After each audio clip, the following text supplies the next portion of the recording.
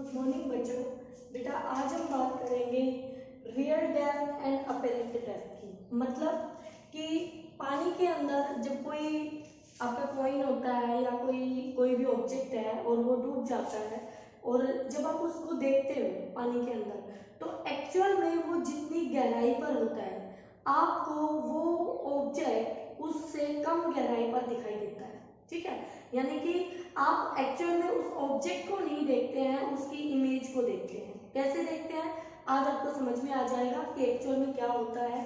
तो बेटा सबसे पहले हमने यहाँ पर क्या लिया है, मेरे पास ये एक ऑब्जेक्ट है और मैंने ऑब्जेक्ट के लिए यहाँ पर एक 5 रुपीज का कॉइन लिया है। ठीक है, और ये किसी भी मीडियम में, अब जरूरी नहीं है वो आपके पास वाटर हो, कोई भी लिक्विड हो सकता है, अदर लिक्विड, ठीक है, या कोई ग्लास स्लैब हो सकती है। इसके बाद हम इसका क्वेश्चन भी देखेंगे। ग्लास स्लैब के लिए ग्लास स्लैब हो सकती है, उसके नीचे आप कॉइन रख सकते हैं। ओके बेटा, तो यहाँ पर मैंने कोई भी मीडियम ले लिया जिसका रिफ्रैक्टिव इंडेक्स μ2 है, जो डेंसर है, और ये मैंने एयर ले लिया μ1 है जिसका रिफ्रैक्टिव इंडेक्स और μ2 ग्रेटर देन है μ1। तो जनरल अगर आप देखना चाहते हैं तो आप यहाँ पर एयर ना कहें तो आप कह सकते हैं कि μ2 आपका ग्रेटर देन है μ1 से, यानी ये डेंसर है और ये आपका रेयर मीडियम है। तो बाद में हम रेयर मीडियम को अपना एयर मान के चलेंगे और फिर रिजल्ट देखेंगे क्या मिलेगा। ठीक है, तो पहले यहाँ ये मेरा कॉइन है और एक्चुअल में ये आपका इंटरफेस है। तो इस इंटरफेस से ये कितनी गहराई पे है बेटा, dr गहराई पे है। कितनी गहराई पर है, dr गहराई पर है। तो इससे दो रेज चली, एक रे ये चली, ठीक है, जहां से हम देख रहे हैं उसकी तरफ, हमारी आई की तरफ, और एक रे ये चली सीधी जो इंटरफेस के नॉर्मली इंसिडेंट हुई बेटा। तो यहाँ पर जब ये वाली रे जाएगी और ये हमारी आई में ऐसे, क्योंकि हाँ आपके पास ये वाली रे इस पॉइंट पर इंसिडेंट होगी, तो ये एंगल हमने नॉर्मल ड्रॉ किया इंटरफेस पे और ये एंगल हमारा इंसिडेंट रे और नॉर्मल के बीच एंगल ऑफ इंसिडेंस कहलाएगा। पता है सभी को? ओके, उसके बाद बेटा जब डेंसर टू रेयर जाएगी तो हमने सारे केसेस पढ़ रखे हैं रिफ्लेक्शन के। जब लाइट रे डेंसर से रेयर में जाती है, डेंसर टू रेयर, तो हमारी लाइट रे ये स्ट्रेट जाने की बजाय इस नॉर्मल से दूर बैंड हो जाएगी, अवे फ्रॉम दी नॉर्मल जाएगी। तो ये रे आपकी ऐसे बैंड हो जाएगी और हमारी आई में एंटर कर जाएगी। ठीक है, जब हमने इसको ऐसे बैक साइड में पीछे ऐसे बढ़ाया डॉटेड लाइन से, तो हम जो हमारी जो आई देख रही है कॉइन को, वो यहाँ नहीं देख रही, वो यहाँ देख रही है। कहाँ पर देख रही है? यहाँ। तो ये इमेज बनेगी, तो हमें इस कॉइन की इमेज दिखाई देगी, वो आई यहाँ पर दिखाई देगा हमें कॉइन। ठीक है, तो हमें कितनी गहराई में दिखाई देगा, dA गहराई में दिखाई देगा। तो बेटा ये तो रियल डेप्थ थी, तो डेप्थ के लिए d, रियल के लिए r, और यहाँ अपेरेंट के लिए a, डेप्थ के लिए d। तो ये हमारी अपेरेंट डेप्थ है। तो अब हम इन दोनों में रिलेशन देखना चाहते हैं। तो यहाँ पर आपकी रे रिफ्लेक्ट हो गई, तो नॉर्मल और रिफ्लेक्टेड रे के बीच एंगल ऑफ रिफ्लेक्शन r आ गया हमारे पास। ओके बेटा, अब ध्यान से देखिएगा, यहाँ पर मेरे पास अगर ये आई एंगल है तो इस एंगल को भी मैं आई कह सकती हूँ, किसी को कोई दिक्कत नहीं है। दो रे आपकी, एक ये वाली रे और एक ये वाली रे, दोनों पैरेलल, थर्ड लाइन इसको कट कर रही है, तो आपके ये दोनों एंगल क्या होंगे, इक्वल होंगे। उसके बाद आप आर को ध्यान से देखिएगा, आपकी ये वाली लाइन और ये वाली लाइन दोनों पैरेलल है और ये थर्ड रे ऐसे इसको कट कर रही है, तो ये एंगल आपका आर बन रहा है, तो यहाँ पे ये एंगल भी हमारा आर बनेगा। तो इस एंगल को भी हम आर कहेंगे। ठीक है, जब भी हमने पढ़ रखे हैं बहुत सारे केसेस की इमेज बनने के लिए हमारे पास दो रे कंपलसरी है, कम से कम मिनिमम दो रेज होनी चाहिए। इमेज तभी बनेगी जब वो दोनों रे कहीं पर इंटरसेक्ट करेंगे। ठीक है बेटा, तो देखिए अब हमारे पास ये फिगर हमें समझ में आ गया है। ओके बेटा, तो जहां पर भी आपका रिफ्लेक्शन हो रहा है, अब बी पॉइंट पे रिफ्लेक्शन हो रहा है, तो जहां भी रिफ्लेक्शन हो, रिफ्लेक्शन मतलब जब ओब्लिक्यूली लाइट पड़ती है तो वहां पर बेंडिंग हो जाती है रे की। तो आप कह सकते हैं जहां पे बेंडिंग हो रही है वहां आप स्नेल्स लॉ अप्लाई कर ले। तो मैंने बी पॉइंट पर स्नेल्स लॉ अप्लाई किया बेटा, तो मैं μ2 से μ1 में जा रही हूँ, तो μ2 में आई एंगल बन रहा है, तो मैंने लिखा μ2 sin i equal to μ1 sin r। आपने बिल्कुल सही लिखा बेटा। उसके बाद मैंने यहाँ पर sin r को यहाँ मैं ले आई और μ2 को दूसरी तरफ ले गई।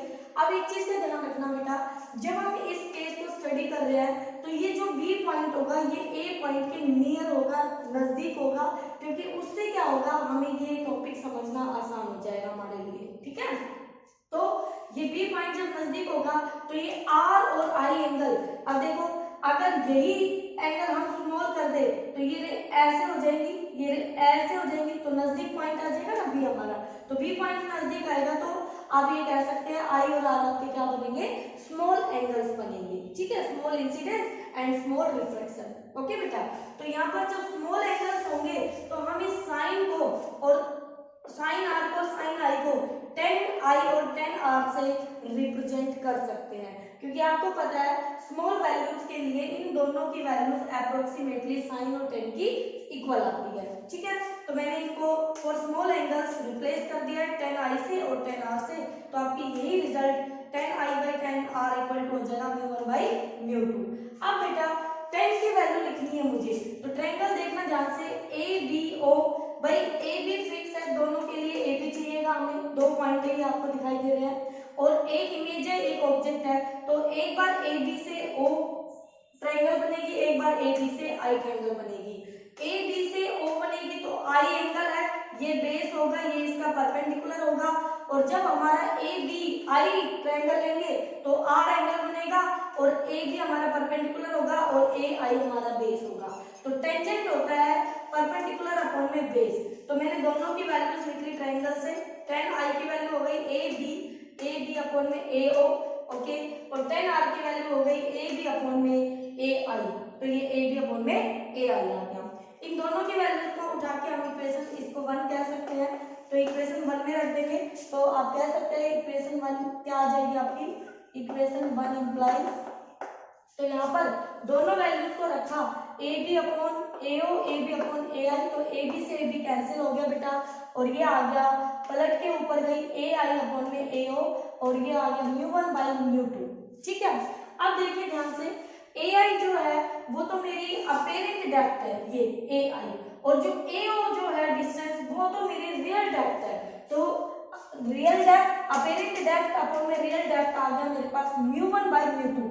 अब बेटा μ2 क्या है, μ2 तो बड़ा है क्योंकि वो डेंसर है, तो आप यहाँ पर इस फॉर्मूले को ऐसे याद रख सकते हैं, apparent depth to real depth कम म्यू अपॉन ज्यादा म्यू या छोटा म्यू अपॉन बड़ा म्यू, ठीक है।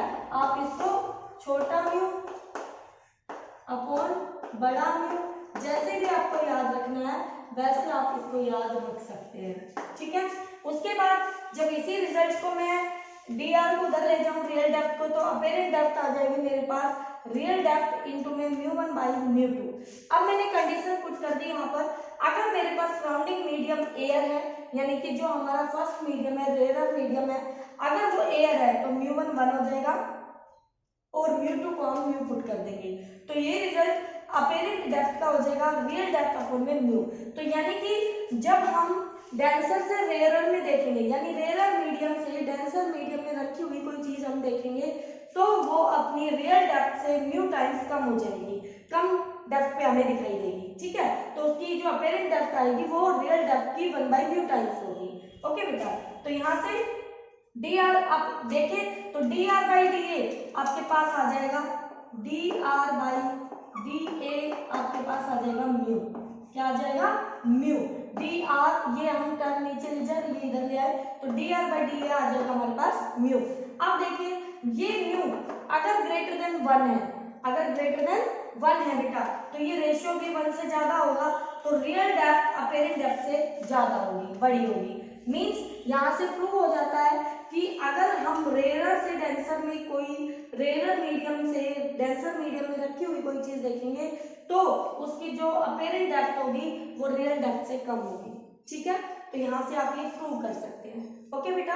अब इसमें एक छोटा सा पॉइंट और डिस्कस होता है, वो पॉइंट ये है कि जो पोजीशन शिफ्ट हुआ है, यानी कि आपके पास पोजीशन शिफ्ट पूछ लेगा कि कितने डिस्टेंस शिफ्ट हुई है आपकी जो कॉइन है, आप कॉइन को देख रहे हो तो वो एक्चुअल में कहां से कहां शिफ्ट हुआ है, तो आपसे ये पूछेगा ओ आई की दूरी, ये दूरी कितनी है, ठीक है बेटा। तो देखिए यहाँ से पोजीशन शिफ्ट, इसको आप पोजीशन शिफ्ट कह सकते हैं, और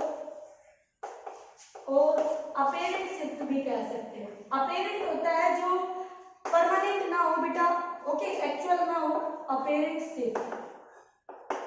तो ये होता है बच्चों हमारे पास डी शिफ्ट, कितना शिफ्ट हो गई, और ये होगा real depth minus apparent depth के equal, real depth minus apparent depth के इक्वल। और अपेरेंट डेप्थ अभी अभी हमने निकाली है अपनी, वो निकल के आई है apparent depth real depth upon में म्यू। तो आप यहाँ पर वैल्यू पुट कर लेंगे। ये स्पेशल केस के लिए है जब हमारा सराउंडिंग मीडियम एयर है, तब हम इसको अप्लाई कर रहे हैं। Minus D R by mu, तो बच्चों डी आर हम कॉमन कर लेंगे, तो यहाँ से 1 माइनस 1 बाई म्यू, ये आ जाएगा आपके पास डी शिफ्ट, और ये डी शिफ्ट का हमारा फॉर्मूला बन गया। ठीक है, तो इस तरह से आपसे पूछ लेगा।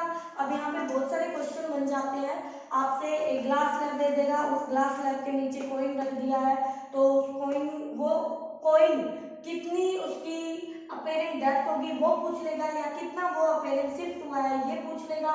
ठीक है, कितना रेज हुआ है, क्वेश्चन को पूछने का तरीका बदल देगा बेटा, कितना रेज हो गया, तो कितना रेज हो गया यहाँ था और यहाँ दिखाई दे रहा है, तो ये रेज हुआ, तो ये पूछा आपसे, क्या पूछा उसने, डी शिफ्ट पूछा है, यानी अपेरेंट शिफ्ट पूछा है। ठीक है, और कितनी गहराई पे दिखाई देगा, तो वो फिर आपसे अपेरेंट डेप्थ पूछेगा, क्या पूछेगा, अपेरेंट डेप्थ। अपेरेंट डेप्थ देख के रियल डेप्थ भी वो पूछ सकता है आपसे।